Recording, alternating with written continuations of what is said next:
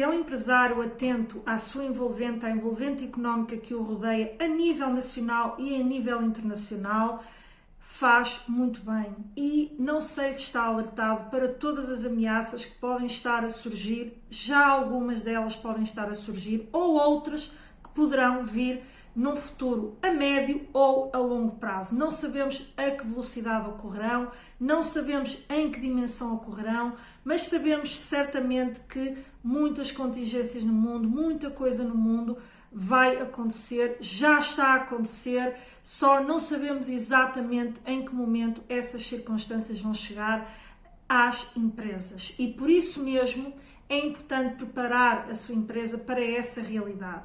E é exatamente sobre isto que já temos vindo a falar, portanto, no primeiro episódio, o anterior episódio do Pode Competir, onde falei em mega ameaças, em que são reflexões trazidas no livro Mega Ameaças de Nouriel Roubini e que hoje vamos prosseguir. Portanto, eu já iniciei a análise desta obra porque acho que são reflexões muito impactantes, muito importantes e que, se lidas com cuidado, com atenção, fazem muito sentido. Portanto, decidi trazer esta obra. Este é o segundo episódio acerca desta obra, que naturalmente eu convido e digo que a melhor forma é depois, talvez até depois desta aprendizagem, de se ter debruçado sobre aquilo que eu vou trazer aqui, você eventualmente ler o livro com maior profundidade e preparar a sua empresa para a eventualidade. Não é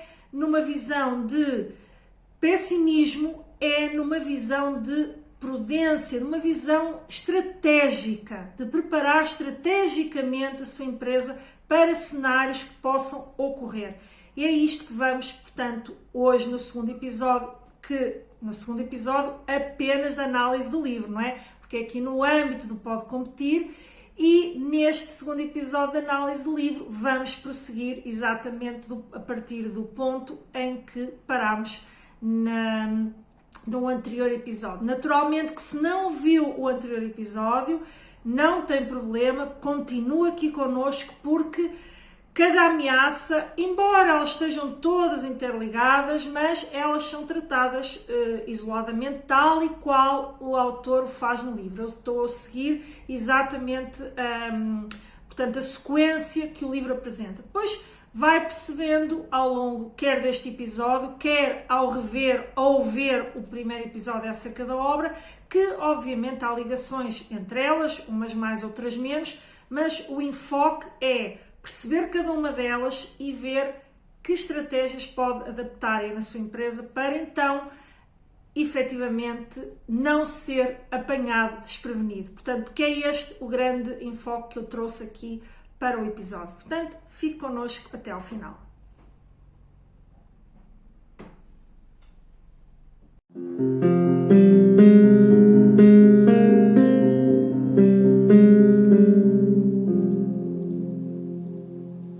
Sejam então muito bem-vindos a mais um episódio do Pode Competir. Hoje a segunda parte da análise do livro Mega Ameaças de Nouriel Roubini. O meu nome é Ana Rola, sou consultora de gestão há mais de 14 anos e ajudo empresários e empreendedores a criarem e implementarem projetos focados na sua competitividade e no crescimento dos seus negócios. E neste podcast eu procuro trazer orientações importantes que você pode implementar na sua empresa e com isso fazer com que a sua empresa se torne mais competitiva. Naturalmente é muito importante e por isso mesmo é que eu trouxe esta análise, a análise desta obra, que após a sua leitura entendi que era muito relevante partilhar, porque toda a análise envolvente económica, social, política é fundamental para que as empresas, portanto, tracem uma estratégia com menos fragilidades, com menos incertezas e, acima de tudo, para perceberem para onde o mercado está a ser levado e, por outro lado, também para se protegerem face a ameaças e potenciais cenários que podem ocorrer, que podem condicionar a implementação da sua estratégia. Portanto, por isso mesmo é que é muito importante toda a análise desta envolvente.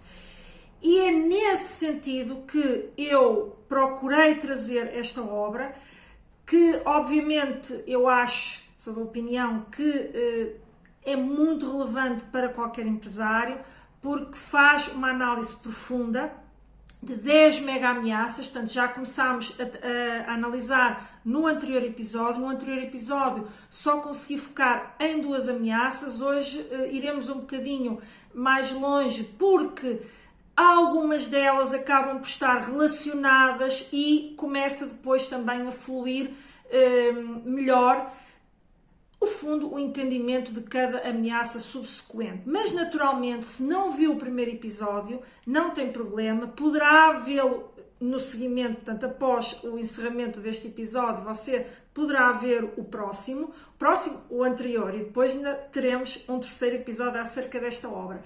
Porque o tratamento de cada uma das ameaças não está condicionado por estar a ver, portanto, os episódios em sequência. Portanto, o que o convido é realmente a analisar, a refletir sobre aquilo que vamos falar aqui e ver de que forma é que você está exposto enquanto empresário, a sua empresa é que está exposto à possibilidade de acontecerem as tais mega ameaças que o autor indica, porque as empresas não estão todas expostas da mesma forma, portanto, mas a partir dessa reflexão você fará uma avaliação do risco, portanto, da exposição a que está sujeito, não é, caso elas ocorram. E a partir daí, a ideia e aquilo que eu recomendo é que você já tem um cenário, já pode perceber um cenário que pode ocorrer, já conhece a exposição que tem a essa ameaça e então há que traçar medidas, há que efetivamente elencar ou traçar medidas que devem ser já antecipadas para a sua empresa estar melhor preparada para quando ocorrer, porque uma coisa que o autor indica é, no anterior episódio eu já falei sobre isto, que é, na opinião dele, autor, não se sabe quando ocorrerão, em que dimensão, se ocorrerão várias em simultâneo, portanto, qual o tempo em que ainda irá, portanto, andaremos aí antes delas ocorrerem, mas para ele, objetivamente, vai haver um momento em que elas vão ocorrer. E é exatamente por isso e com essa perspectiva que se diz, e eu trouxe para o subtítulo deste episódio, não seja apanhado desprevenido, porque essa é uma grande arma que as empresas têm, é através da cenarização, de traçar diferentes cenários face à implementação, ou antes até da implementação, portanto, da fase da elaboração e da preparação de uma estratégia, ao cenarizar, estão a diminuir risco, estão efetivamente a traçar planos e perspectivas para, caso ocorra um cenário diferente, o que é que a empresa irá fazer, portanto, nesse cenário.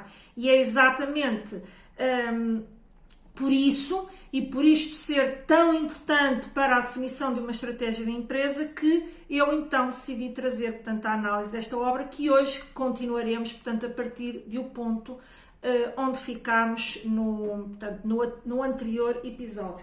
E eu vou só mostrar, antes de prosseguirmos, vou mostrar novamente qual é o livro, porque alguém pode ainda não ter visto o episódio anterior. Portanto, é este livro, Mega Ameaças, de Nouriel Roubini, da Planeta. Portanto, isto na sua tradução para português. Naturalmente também existe a versão em inglês, mas, portanto, esta é a versão aqui portuguesa. Portanto, eu vou deixá-la aqui, porque posso querer ler algumas partes do livro. E vamos então passar aqui ao nosso tema, sem mais delongas, porque já depois tenho a oportunidade de ver o primeiro episódio, onde eu faço até uma contextualização do livro, feita até também pelo autor. E no anterior episódio nós falámos na primeira e segunda ameaça, só para relembrar quais eram, para não fazer agora o encadeamento. A primeira delas ele intitulava a mãe de todas as crises de dívida. E a segunda ele intitulava, portanto, e deixa-me aqui lembrar, era Fracassos, só para não dizer nenhuma mentira e desvirtuar o próprio nome do capítulo, Fracassos Privados e Públicos. Portanto, estas foram as duas ameaças trabalhadas no anterior episódio e hoje vamos então aqui passar para a terceira mega ameaça que o autor trata, que é a bomba relógio demográfica. E isto, lá está, a bomba relógio demográfica, isto, você vai perceber que isto é tão óbvio, o que está já a ocorrer, que faz todo sentido, só que é muitas vezes esquecido, ou que não seja esquecido, que seja uma realidade, que toda a gente esteja confrontada e saiba que isto está a acontecer. A verdade é que as empresas muitas vezes ainda não se estão a preparar para esta realidade. E eu até lanço a seguinte pergunta, e caso queira, comente e deixe a resposta, aquilo que está já a fazer, nos comentários, que é: você já está a preparar para esta realidade, portanto, das alterações demográficas que já estão a existir, portanto, a nível global? E com esta pergunta partimos aqui então para a análise, portanto, do que é que ele entende que é a tal mega ameaça que ameaça o futuro das empresas, ou pelo menos que ele indica que quanto mais antecipadamente as empresas se prepararem, melhor é. E porquê? Ele, neste capítulo, explora, portanto, não só aquilo que já está a acontecer em termos demográficos, que é um aumento da idade, portanto, do envelhecimento da população mais envelhecida, portanto, está a haver um aumento dessa população, ainda bem, atenção, ele não diz que temos agora que recuar do ponto de vista da evolução da medicina, porque isto gerou um problema demográfico, não, é apenas para se confrontar, se constatar que, felizmente, estamos a viver mais tempo, a esperança de vida tem vindo a aumentar, portanto, mas isso faz com que haja uma população mais envelhecida, portanto, mais pessoas com idade mais avançada e, simultaneamente, é também sabido que, sobretudo em continentes como a Europa,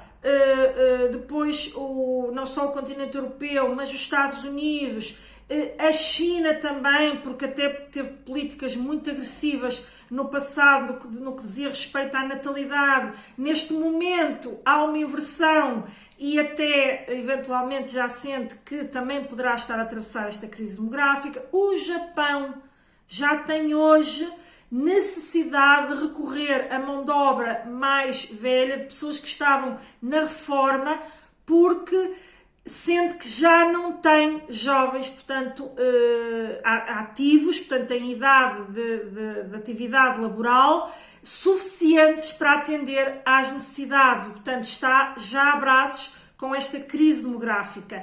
E esta tendência, apesar de identificada há já bastantes anos, apesar de haver medidas que os Estados e os governos tentam implementar no sentido de fomentar a natalidade, nós sabemos que hoje a sociedade também é muito mais exigente do ponto de vista daquilo que é necessário para pensar em ter mais filhos. Portanto, há efetivamente uma crise que não é só meramente pronto, estão a nascer menos pessoas. Aqui o que está em causa é o porquê. E também não é só uma questão de incentivos financeiros, também tem a ver com questões sociais, culturais e, portanto, que se enfrenta tanto esta crise de natalidade, que não é de hoje. Por isso é que eu digo que quando se fala disto, isto parece tudo muito óbvio. Porque é verdade, porque já há muitos anos que isto acontece, sobretudo, portanto, nestas economias mais avançadas, mas não só. Portanto, em vários países até menos evoluídos, também já estão abraçados com esta crise de natalidade e, simultaneamente, com o envelhecimento da população. Evidentemente que se nós formos para aquelas economias muito frágeis, economias africanas onde até ainda há elevados índices de mortalidade, em que a esperança de vida não é tão alta, em que há ainda uma taxa de natalidade elevada, que são, aliás, países muito caracterizados por aquilo que é o espectro hoje da imigração. Portanto, não é meramente porque há crise económica nesses países ou crises até motivadas por guerras e as pessoas fogem dessa escassez económica, das guerras, de diversas realidades em simultâneo e vêm à procura de melhores condições de vida, mas se vocês repararem no perfil do imigrante, normalmente é de países onde ainda não estão abraçados com esta crise, por um lado, até porque os seus países talvez não tenham economias tão saudáveis, não é? Ou economias com crescimento que permitam empregar estas pessoas. E, portanto, elas vêm em busca de uma oportunidade. Portanto, não é... Quando se diz a nível global, é no sentido de haver vários países espalhados pelo mundo, grandes economias que enfrentam este problema. Mas, efetivamente, há ainda países onde isto ainda não ocorre. E isso está aqui tudo combinado, no fundo, nestas tendências demográficas que ele fala, portanto, ao longo do capítulo, fala com bastante detalhe, portanto, cada ameaça é tratada num capítulo e, portanto, ele chama-lhe, o próprio capítulo chama-lhe bomba relógio demográfica, exatamente porquê? Porque nós estamos em economias, ele no caso, portanto, foca muito a economia americana, mas obviamente também fala da economia europeia, da do Japão, portanto, ou seja, economias desenvolvidas estão já a enfrentar alguns problemas em termos de não conseguirem, portanto, mão de obra suficiente para atender, portanto, as suas necessidades. Muitas vezes até já um recurso à imigração que muitas vezes se revela insuficiente ou revela um outro problema que é a mão de obra não ter o nível de qualificação que a empresa necessita e, portanto, cruza em simultâneo, ou seja, não é resolvemos isto com os imigrantes. Parte das necessidades podem ser resolvidas com os imigrantes, mas há uma parte das necessidades que não é resolvida pela imigração. Porquê? Porque falta qualificação, muitas vezes, a esta imigração. E a escassez de mão de obra não está apenas naquelas funções mais indiferenciadas, onde não é necessário um nível de qualificação tão alto. Está já a ocorrer em funções que são exigidos níveis de qualificação mais elevados. E, portanto, tudo isto está a acontecer em simultâneo. E haverá empresas, que poderá até ser o seu caso, partilhe também aí, se você já está a sentir este tipo de dificuldades na sua empresa em termos de empregabilidade, abra um anúncio e fica, portanto, quase sem candidatos, portanto, diga-me se faz parte de um setor que ainda não está a ter esta dificuldade ou se está num outro setor onde já existe esta dificuldade. Porque isto concorre em simultâneo, portanto, com o tal envelhecimento da população, onde cada vez existe também uma maior necessidade de atender a necessidades, portanto, de saúde, portanto, no fundo até custos relacionados com a saúde mais elevados e que faz com que a população, por um lado, força todos os sistemas de segurança social, está a criar até problemas também à própria segurança social que tem que se financiar e cada vez há menos pessoas para contribuir para essa segurança social.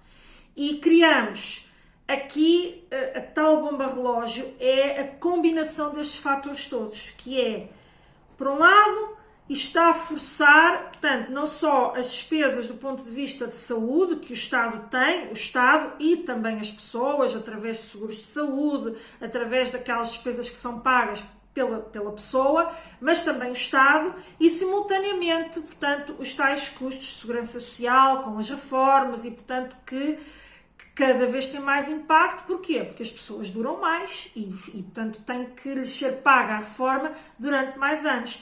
E isso, se juntarmos, portanto, às ameaças que já falámos anteriormente, portanto, no outro episódio, nomeadamente aquela da crise da dívida, não é? Ou seja, que os Estados estão a sentir necessidade de se endividar mais para fazer face a maiores orçamentos, portanto, tudo isto, com todos os problemas que lá falámos na crise da dívida, agudiza esse problema em termos da dívida. E, simultaneamente, as empresas enfrentam várias situações, que é, por um lado, a escassez dos recursos humanos, designadamente os tais mais qualificados, mas não só, faz com que o custo pessoa está a aumentar. Portanto, por variedíssimas razões, não só porque as pessoas têm mais despesas, têm mais necessidades e também precisam de cada vez salários mais altos para atender a todas as suas necessidades, mas também porque, havendo escassez, naturalmente as pessoas vão buscar locais onde lhes paguem melhor. E vê-se o fenómeno, por exemplo, aqui em Portugal, de vários jovens que estão a ir para economias mais avançadas, com salários mais altos, portanto estão a emigrar para procurar uma melhor expectativa em termos de desenvolver a sua vida, de prosperidade financeira e, portanto, de ter uma melhor qualidade de vida. Portanto, em simultâneo, também acontece este movimento dessa população ativa para países onde pagam melhor. E, portanto, começa a haver uma concorrência muito grande entre países no sentido de captar mão de obra, que é escassa, portanto, começa a ser escassa, e as empresas que não conseguem acompanhar, portanto, esses salários que lhes são oferecidos noutras empresas, têm muita dificuldade de reter talentos, de reter mão de obra qualificada. E mesmo a mão de obra menos qualificada, muitas vezes não consegue ser totalmente substituída pela imigração, porque as empresas hoje são cada vez mais especializadas, portanto, digamos que a mão de obra, apesar de não ser tão qualificada, há um know-how adquirido pelas pessoas que estão, portanto, nessas empresas. E esse know-how é fundamental para que os ciclos produtivos, para que tudo ocorra com eficácia e eficiência. Portanto, e efetivamente não é ao nível dos recursos humanos qualificados, mas também dos não qualificados, mesmo quando temos a imigração para suprir algumas necessidades. Mas o que as empresas hoje já sentem é que muitas vezes é preciso formar integralmente o imigrante, muitas vezes há barreiras linguísticas também, muitas vezes há efetivamente o tal nível de qualificação não consegue atender minimamente às necessidades de empresas já evoluídas, com tecnologia incorporada, e portanto há também essa dificuldade, pese embora também temos um tipo de imigrante, designadamente vindo de países onde há conflitos em termos de guerras e, portanto, conflitos internos, que fazem com que haja a fuga dessas pessoas, não seja motivada propriamente por falta de emprego nesses países, no momento, mas é mais uma fuga do que está a acontecer no seu país. Veja-se o caso, por exemplo, da Ucrânia, não é? Que houve uma fuga de ucranianos, não necessariamente por antes não terem emprego, e até não terem empregos bastante qualificados. E então chega-nos mão de obra qualificada. Como também temos imigração vinda do Brasil, que também fogem muitas vezes a questões, portanto, que eles têm do ponto de vista de segurança, não é? Que em Portugal não existe essa insegurança, mas lá existe, e vêm em busca, portanto, de ter uma vida mais tranquila, com mais segurança, com mais paz, e que chegam a Portugal, portanto, recursos humanos altamente qualificados. Portanto, temos efetivamente essa realidade. A questão é, está a ser suficiente para suprir, portanto, estas tendências demográficas que eu falei inicialmente? E a resposta do autor é claramente que não. Portanto, não está a ser suficiente, e daí esta bomba relógio, que é a combinação não só do agravamento da dívida, como da necessidade também de mais capital para que as empresas consigam reter talentos, pagar aos seus recursos humanos escassos e, acima de tudo, atrair e reter os talentos, porque senão começam a ter até um problema de competitividade por não terem recursos humanos suficientemente qualificados para, portanto, estarem nas suas empresas e desenvolverem atividade dentro das suas empresas. E, portanto, o autor, ele próprio até diz aqui, citando, em alguns países desenvolvidos, a proporção entre trabalhadores e reformados já é perigosa. Reparem como ele já posiciona isto, o que coloca uma pressão sem precedentes nos sistemas públicos e privados de apoio social. Quanto mais tempo as pessoas vivem, mais caro se torna mantê-las saudáveis e financeiramente seguras. Portanto, para além disso, quero dizer, a redução da população em idade ativa pode gerar escassez de mão de obra e aumentar os custos de contratação, impactando diretamente a competitividade das empresas. Em regiões como a Europa e o Japão, onde essas tendências demográficas são mais acentuadas, os efeitos económicos já são evidentes. Empresas nessas regiões enfrentam custos crescentes e dificuldades para atrair novos talentos, uma situação que pode agravar-se globalmente. Portanto, isto são parágrafos extraídos do próprio capítulo que, no fundo, sintetizam tudo isto que eu aqui, portanto, vos apresentei e que não será algo que será surpresa para vocês. E, portanto, como já perceberam, o impacto que isto tem para as empresas podem ser gigantescos se as empresas não se começarem a preparar desde já para esta realidade. Hoje já se sente, hoje já pode ser uma dor que as empresas estão a sentir. Não sei se será em alguns setores mais do que noutros, mas a breve, a médio prazo, eu diria, isto vai se agravar. E, portanto, é necessário que as empresas realmente ajustem as suas estratégias no sentido de ter isto em consideração, para, mais uma vez, não serem apanhadas desprevenidas. Então, o que fazer? O que fazer, portanto, para realmente atender e não ser apanhado desprevenido? E as recomendações são claras. Vocês têm que começar a desenvolver estratégias não só do ponto de vista do recrutamento e atração de talentos, que faça com que você equacione, tenha previsto na sua estratégia o aumento, portanto, o aumento dos salários que vai oferecer para captar e reter esses talentos. Portanto, você tem que ajustar toda a sua dinâmica de forma a que os custos com pessoal passarem a curto e no longo prazo, sem dúvida, a serem, portanto, uma componente mais pesada em termos dos seus custos de exploração.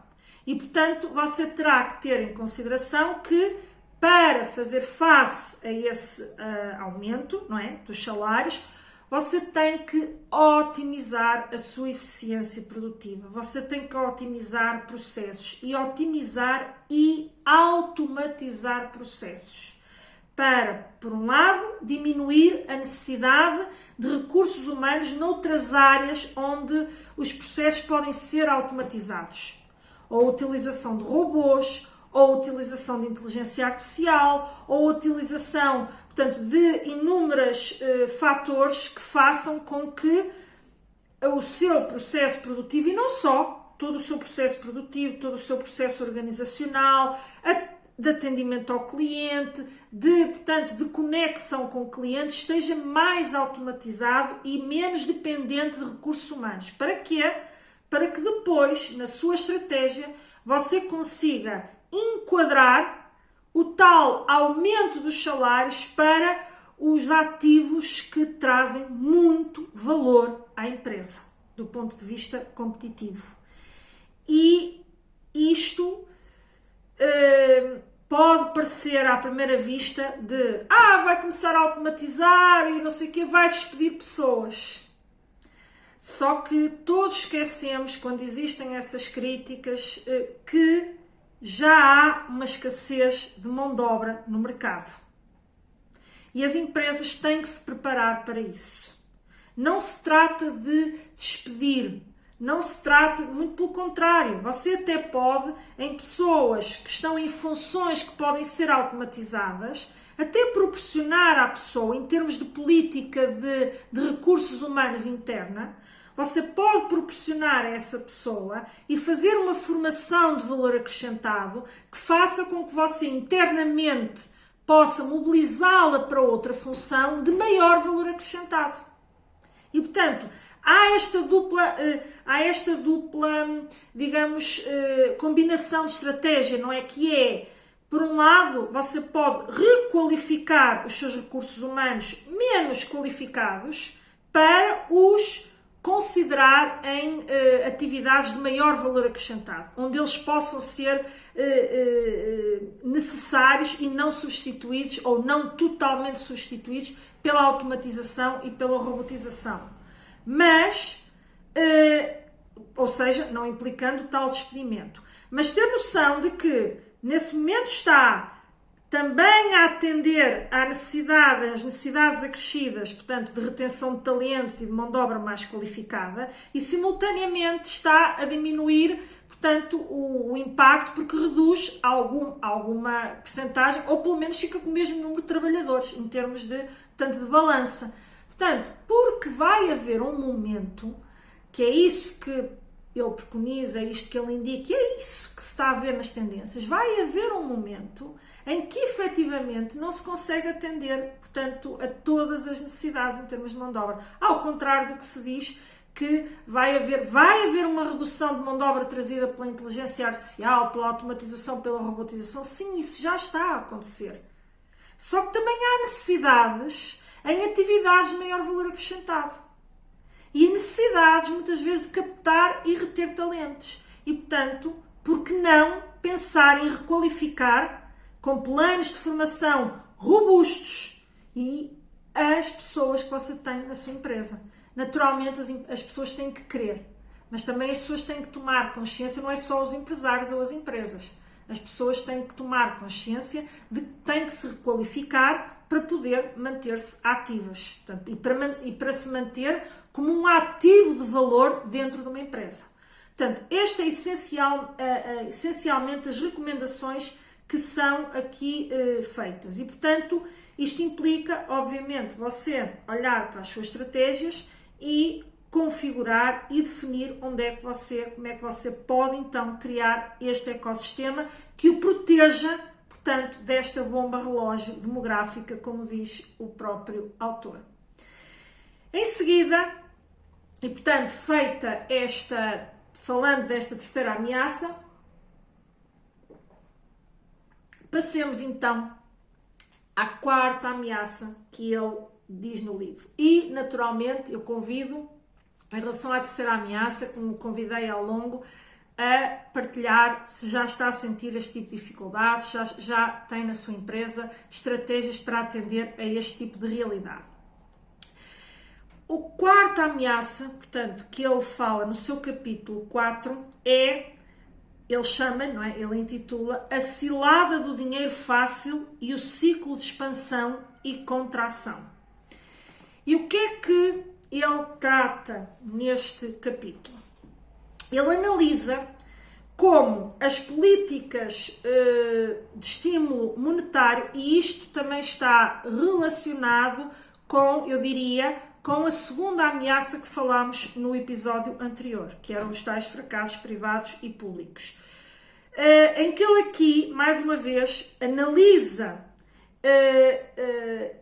portanto, fala do perigo desta realidade, que é as políticas de estímulo monetário que têm sido implementadas pelos bancos centrais ao longo das últimas décadas, especialmente em momentos de crise, criaram uma dependência perigosa do que ele chama de dinheiro fácil. É assim que o autor, portanto, posiciona esta ameaça.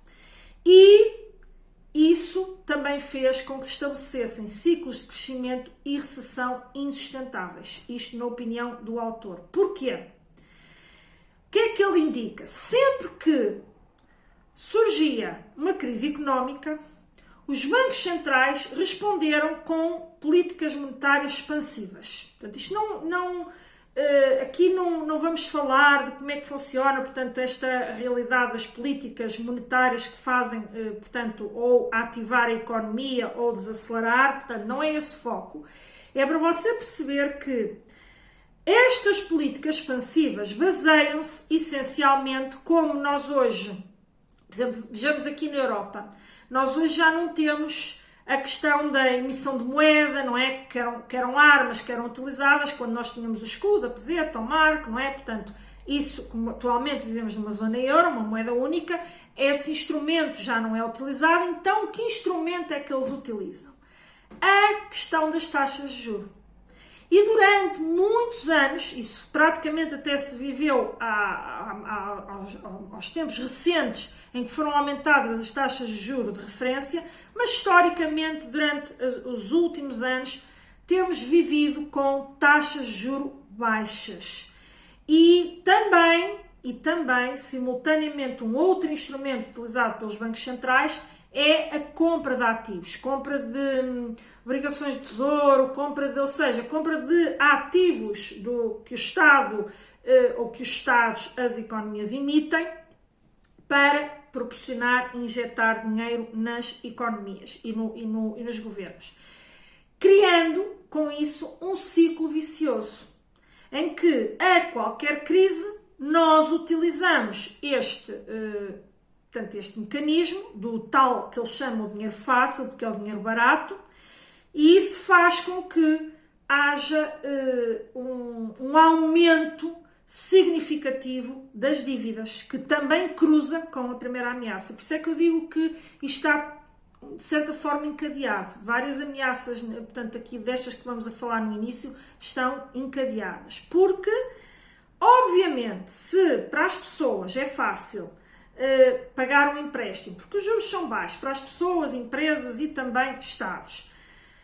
A verdade é que o crescimento económico, o consumo e tudo, portanto, que está a ocorrer em torno da economia está a ser assente em dívida e não em capital gerado e não em realmente uma real possibilidade das pessoas, porque depois as pessoas vão ter que pagar essa dívida e muitas vezes ocorre que deixam de ter capacidade para o fazer. Isto é aplicado às pessoas, às empresas e aos governos, que é a tal bomba relógio da dívida da primeira ameaça. Mas o que ele aqui fala, sobretudo, é estas políticas expansionistas que, na opinião dele,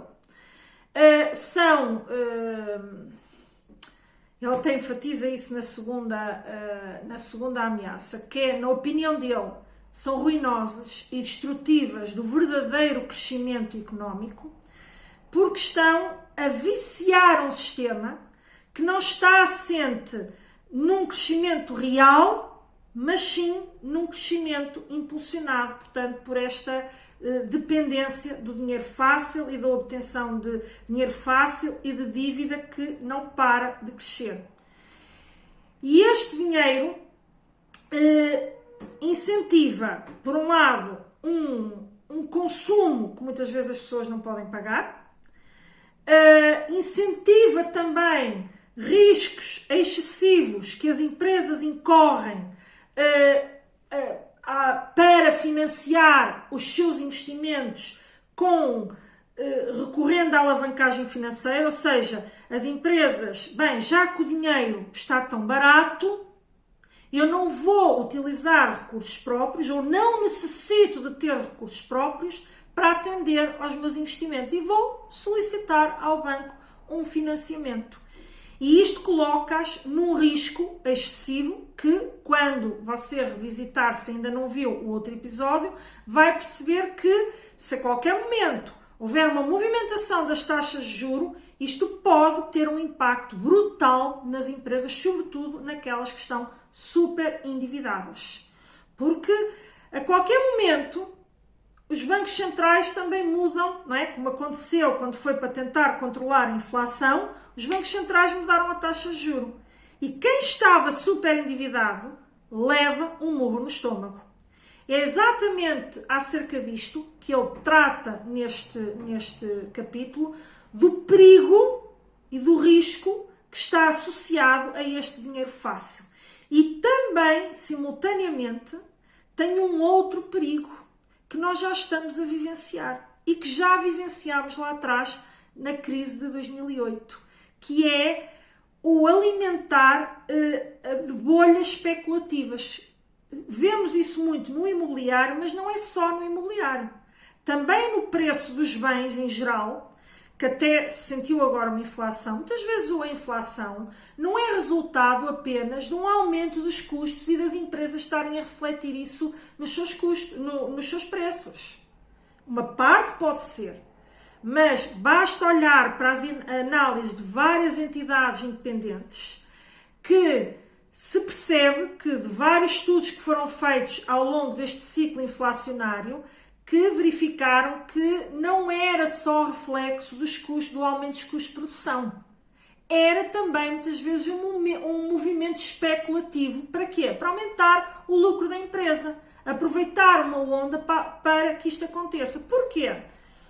Porque a economia está inundada deste dinheiro fácil, do financiamento facilitado, em que as pessoas, ao invés de contrair, as pessoas e as empresas, de contrair os seus gastos, não tenho meios próprios, vou pedir um financiamento, mas não vou deixar de atender aquela minha necessidade.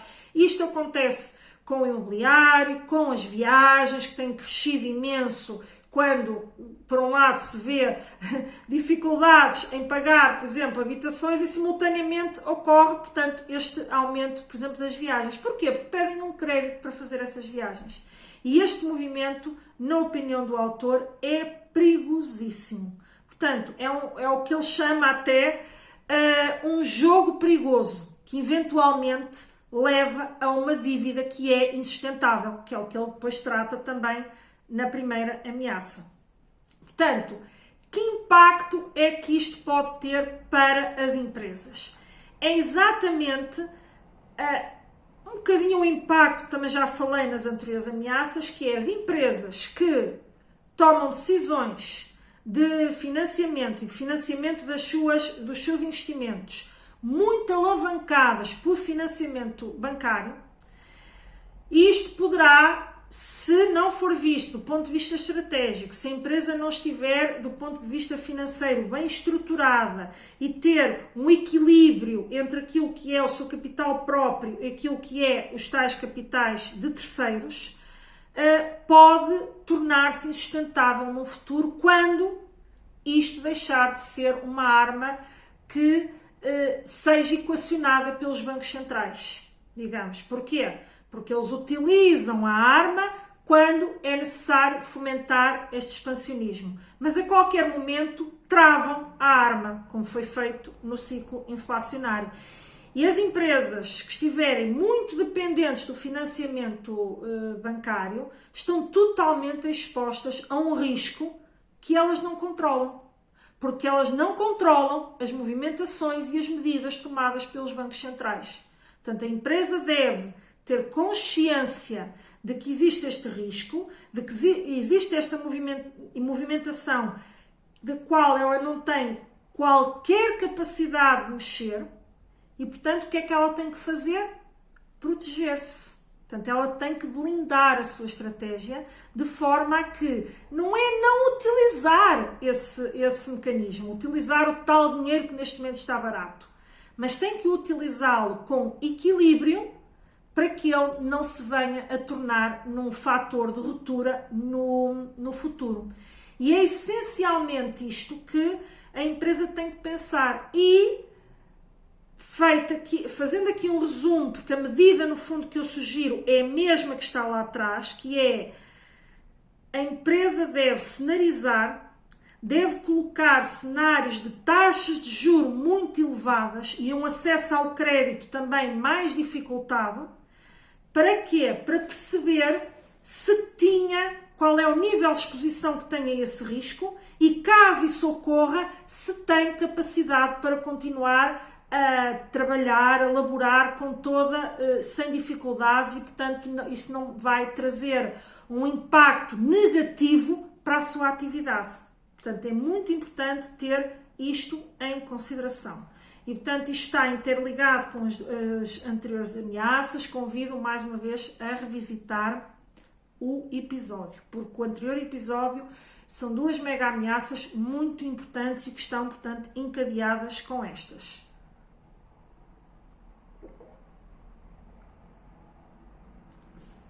Agora, feito isto, e portanto eu hoje estou aqui também a aligerar para prosseguir por mais ameaças, até porque as anteriores eu procurei trazer com maior detalhe, porque já percebeu que estas estão também encadeadas, mas efetivamente aqui o foco é alertá-lo, é pô-lo a refletir sobre isto. Não coloque a sua empresa demasiado exposta a este risco, cabe a si fazê-lo.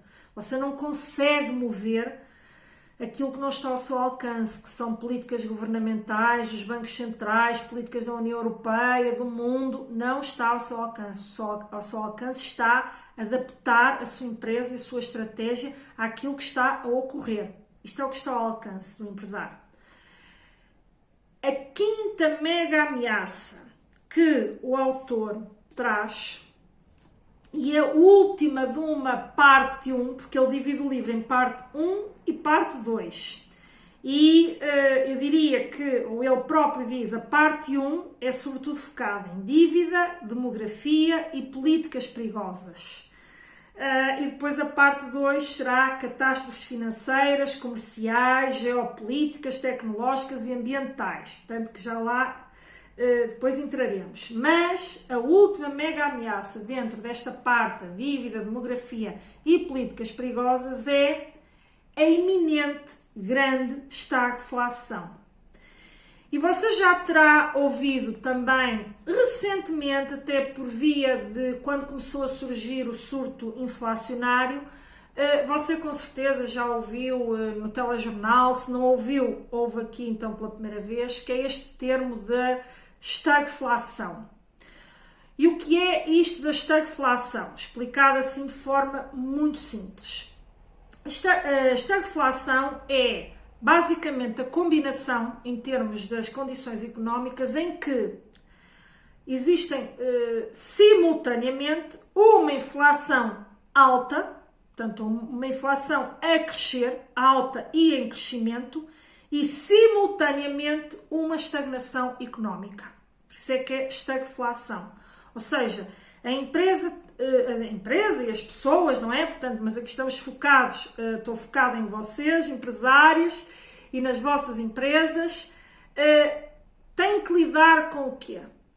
Com uma combinação, também eu diria, perigosa e que desafiante para as empresas, que é: eu estou simultaneamente a viver um agravamento dos meus custos. Portanto, porquê? Porque os preços estão a subir. Nós já vimos recentemente energia, combustíveis, matérias-primas que vêm de lá de fora, e mesmo não só, portanto, porque obviamente hoje em dia com a globalização há um movimento de matérias-primas a nível mundial, de cá para lá, de lá para cá, e portanto um agravamento dos custos das matérias-primas, portanto tudo isto a ocorrer em simultâneo. E ainda a juntar a isso tudo a realidade que falámos, portanto, a realidade demográfica, não é? De que as empresas também estão, neste momento, a enfrentar necessidades de aumentar, portanto, os seus gastos com pessoal. Portanto, combinando também com a realidade demográfica que já é sentida hoje pelas empresas e que virá a agravar-se. E, portanto, a empresa e o empresário confronta-se em simultâneo com este cenário de agravamento dos custos e que ele, a primeira tendência é: eu vou fazer refletir isto no meu preço, e gera a tal inflação, como aconteceu recentemente. Só que, havendo esse agravamento de preços e havendo que muitas vezes pode se tornar incontrolável, felizmente nós conseguimos desta vez ainda controlar, mas o autor diz que também essas ferramentas tenderão a diminuir, até porque os conflitos no mundo estão a aumentar, até porque estamos a ter cada vez também um maior número, um voltar das guerras comerciais e de algum protecionismo que algumas economias estão a querer voltar a incorporar para tentar proteger a sua economia. Erradamente ou não, isso, portanto, mas estão a querer fazer esse movimento e tudo isso está a colocar desafios, portanto, em termos de económicos, de custo dos fatores produtivos, que obviamente a empresa tenta refletir no preço. Só que simultaneamente isso gera uma contração da economia. Então, se gera uma contração da economia, há uma diminuição de procura. Ou poderá haver uma diminuição de procura. Quando ela é, quando ela é focada num horizonte temporal curto, em que se consegue controlar o ciclo inflacionário, talvez ainda se consiga continuar a crescer, que é o que eu acho que está a acontecer. Mas vocês também estão a ver que já há muitas economias, designadamente a alemã e a França, que já, e outras certamente, foquei agora aqui as que me lembrei que já estão a viver esse facto, sobretudo o caso da Alemanha tem sido muito enfatizado porque é considerado o motor da economia europeia, que já está a viver, portanto, esta desaceleração económica, portanto, a caminhar para a estagnação económica e, quiçá, uma crise económica. Portanto, e isto é perigoso porque nós temos, eu estou a ter que lidar com o aumento dos custos de fatores e, portanto, a tal inflação agravada. Mas, e simultaneamente, a procura está a diminuir porque o dinheiro não é infinito. E isto traz, mais uma vez, uma forte pressão às empresas. Por isso é que isto é uma mega ameaça. E é muito real. Muito real, e se você realmente acompanha e viu nos últimos tempos o que foi falado a este propósito, este termo veio muito à baila, que muitas pessoas nem sabiam o que queria dizer, talvez nunca se tivessem confrontado com isto, mas isto foi muito falado por analistas económicos, designadamente nos nossos canais noticiosos, embora eles nem sempre, não é? Enfim, tragam as matérias mais relevantes, trazem muitas vezes, há muitos programas relevantes nestes canais noticiosos onde isto foi falado. Portanto, isto não é algo que só saiu e que, portanto, é uma pessoa como o autor é muitas vezes dito que é muito pessimista. Bem, ele é pessimista ou realista? É uma questão, é uma perspectiva de se ver, não é? Então, o que é que dentro deste cenário, portanto,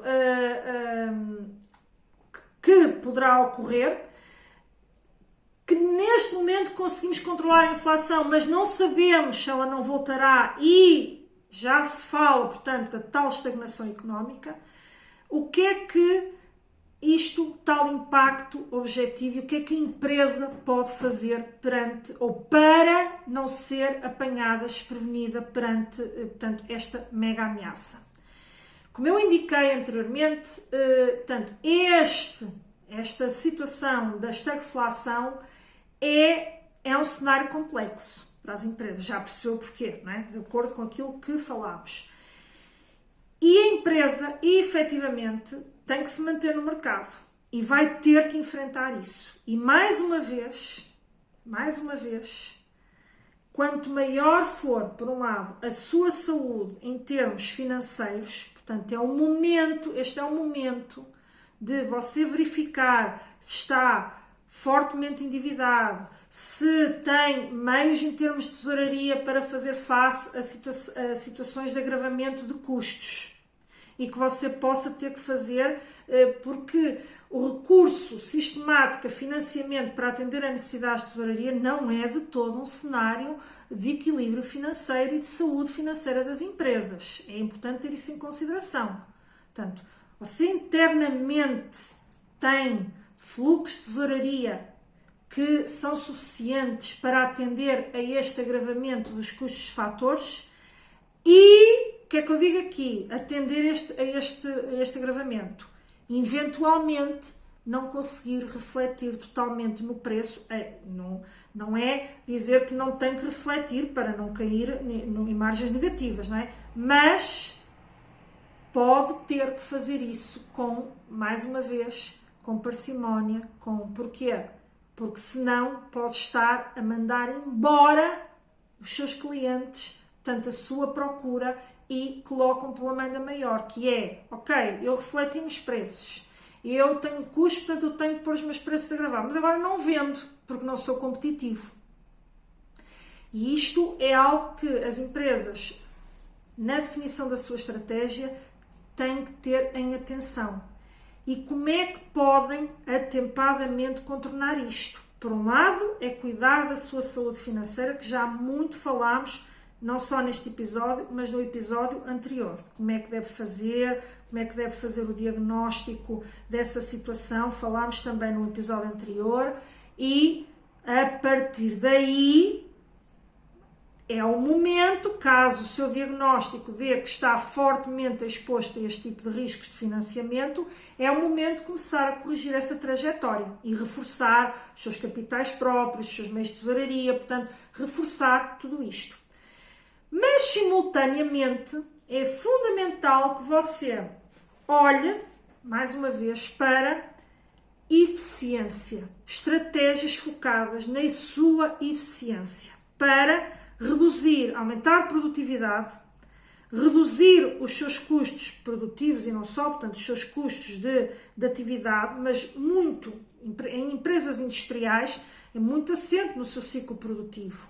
Mas isto é aplicável a qualquer empresa. Você tem que olhar para todos os seus fluxos de trabalho e ver como é que pode otimizar, como é que você pode torná-los mais eficientes, como é que você pode ajustar processos de forma a que eles sejam menos onerosos, de forma a que com o mesmo tempo, com a mesma hora de trabalho, você produza mais. Porquê? Porque aí você vai ter um eventual agravamento dos custos das matérias-primas e até do pessoal, lá está, mas se você tiver processos muito mais eficientes do ponto de vista operacional, você vai compensar. Portanto, você tem um agravamento de custos, mas consegue produzir muito mais numa mesma hora de trabalho. Isso vai fazer com que, ok, haja um equilíbrio de forças, porque tenho mais custos, mas produzo mais.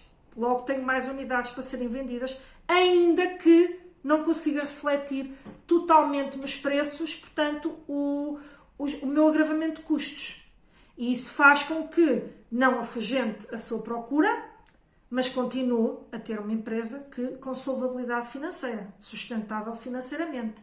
Caso contrário, você entra naquele ciclo de eu não posso aumentar os preços que eu perco os clientes, mas se eu não aumento os preços eu entro no vermelho. E isto é o que a empresa não quer. Pode aguentar isto durante uns meses, mas depois é a ruptura. Porque depois começa, é um ciclo quase de... Eu digo um ciclo para a morte, que é aquilo que muitas vezes se diz, quanto mais a empresa está frágil financeiramente e que até necessitaria de um apoio externo, menos o tem, porque os bancos começam a olhar para o nível de risco da empresa e fecham a torneira. Portanto, isto é algo que a empresa tem que cuidar e já percebeu que isto é transversal a todas as medidas. Portanto, para fechar esta parte 1 dedicada à dívida, demografia e políticas perigosas, eu diria que você verificou que transversal a portanto, a todas as medidas você tem que cuidar da saúde financeira da sua empresa, tem que cuidar do seu nível de exposição ao risco, portanto, associado a um elevado endividamento. Você tem que cuidar disso, tem que ver qual é essa exposição ao risco. E em terceira, portanto, o terceiro grande ponto aqui é você tem que olhar para todos os seus processos, para a sua estratégia e focar onde é que você pode automatizar, tornar o seu processo mais eficiente, aumentar a sua produtividade, portanto, tornar todos os seus processos mais eficientes, mais automatizados, que tragam maior produtividade e a capacidade de atender no mesmo tempo a um maior número portanto, de encomendas, de pedidos, portanto, e mesmo quando estamos a falar de serviços, também de atender mais clientes, de atender, portanto, a prestação de maiores serviços no mesmo tempo. Portanto, é muito importante, acho que em todo o episódio houve aqui este grande enfoque. Depois, temos aquelas medidas que falámos da retenção de talentos, que aqui está entroncado com a sua política em termos de recursos humanos, o que é que você vai fazer dentro da sua empresa para reter os talentos, para captar novos talentos, para requalificar as pessoas que você tem na sua empresa para que eles possam ser posicionados em funções de maior valor acrescentado, que isso só ajuda à sua empresa e à competitividade da sua empresa. E, portanto, esta combinação, obviamente isto tudo faz parte de uma estratégia que se quer coerente, bem planeada, bem estruturada, que tem que combinar todos estes fatores e, simultaneamente, está também a combinar um conjunto de investimentos que a sua empresa pode ter que fazer, associado, portanto, ao seu plano e à implementação da sua estratégia, para que consiga proteger-se, preparar-se, aumentar a sua competitividade e, dessa forma, ficar menos exposto a estas mega ameaças. Como eu sempre indico, se precisar de ajuda para este processo, você pode entrar em contacto, tem aí o meu endereço de e-mail, ou então integrar, portanto, o meu programa de online, onde eu ajudo empresários, portanto, a preparar estas estratégias. Portanto, hoje fechamos aqui, que era esta parte 1, portanto, para no próximo episódio vamos trazer, então, começar a analisar as ameaças da parte 2, que ele, portanto, designa que são catástrofes financeiras, comerciais, geopolíticas, tecnológicas e ambientais.